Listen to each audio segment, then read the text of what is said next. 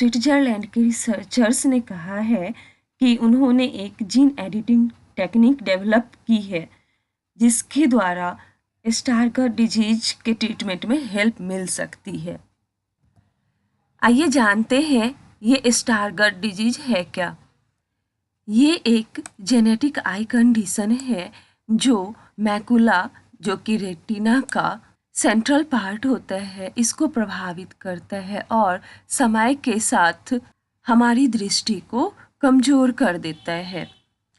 जिस व्यक्ति में स्टारगर्ट डिजीज होता है उनमें बहुत ज़्यादा फैटी येलो सब्सटेंस बनता है जिसको लिपोफ्यूसिन कहा जाता है।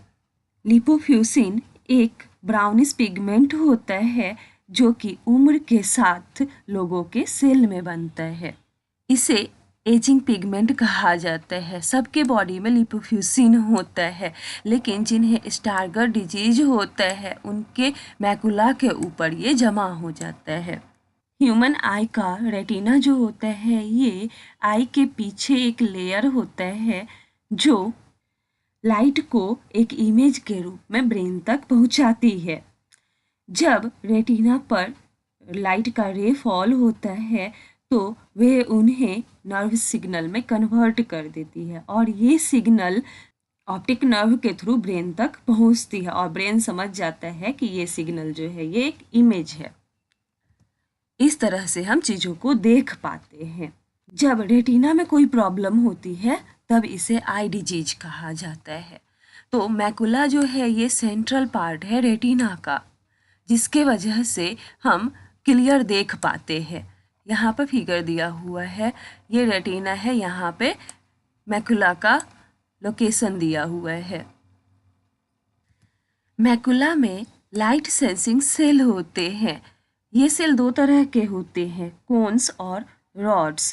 कोन जो होता है ये हमें कलर देखने में, कलर और बारीक चीज़ों को देखने में मदद करती है, जबकि रॉड जो होता है ये ग्रे का शेड्स और अगर डीम लाइट भी होगा तो उसमें देखने में हमें मदद करता है। ये जो लाइट सेंसिंग सेल्स है इसको फोटो रिसेप्टर कहा जाता है।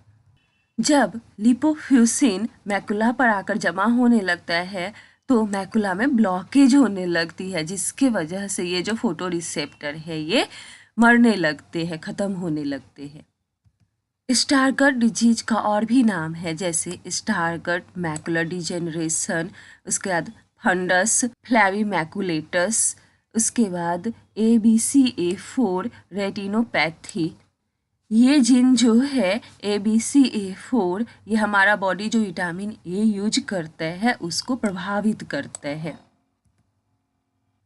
अब जानते हैं इस डिजीज के कारणों के बारे में। स्टारगर्ट सिंड्रोम जो है ये एक इनहेरिटेड डिजीज है, मतलब पेरेंट्स से बच्चों में ट्रांसफ़र होता है। ज़्यादातर केसेस जो होते हैं वो ABCA4 जीन जो होता है इसमें जेनेटिक वेरिएशन की वजह से होता है। हमारा बॉडी रेटिना में सेल को बनाने के लिए विटामिन ए का यूज करता है और ABCA4 जीन जो होता है ये बचे हुए फैटी मटेरियल जिसको लिपोफ्यूसिन कहा जाता है इसको साफ करने के लिए प्रोटीन बनाता है। जिनको स्टारगर्ट डिजीज हो जाता है उसमें ये जीन काम नहीं करता है और इसलिए ये जो फैटी मटेरियल है ये मैकुला के ऊपर जमा होने लगता है और समय के साथ ये fatty material light sensitive cell को ख़त्म करने लगता है, जिससे हमारी दृष्टि कमज़ोर पड़ने लगती है। यह एक इनहेरिटेड जेनेटिक डिजीज है जो पेरेंट्स से बच्चों में पास होता है। अब इसके सिम्टम्स के बारे में जानते हैं।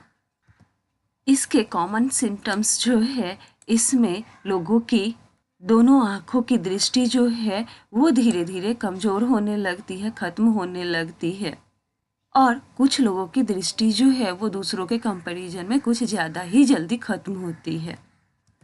कुछ दूसरे सिम्टम्स जो है उसमें ग्रे, ब्लैक और हेजी स्पॉट, मतलब धुंधला टाइप का स्पॉट हमारे विजन के सेंटर में हो जाता है और लाइट से सेंसिटिविटी होती है और कलर ब्लाइंडनेस होता है।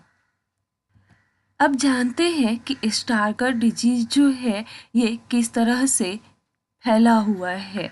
तो ये डिजीज ज़्यादातर मेल में होता है उनके लाइफ के सेकेंड डिकेड में, यानी कि 50 साल के बाद, जैसे जैसे एज बढ़ता है। ये डिजीज 8,000 से 10,000 लोगों में से किसी एक को ही होता है। अगर इसके ट्रीटमेंट की बात करें तो अभी इस डिजीज का कोई क्योर नहीं है।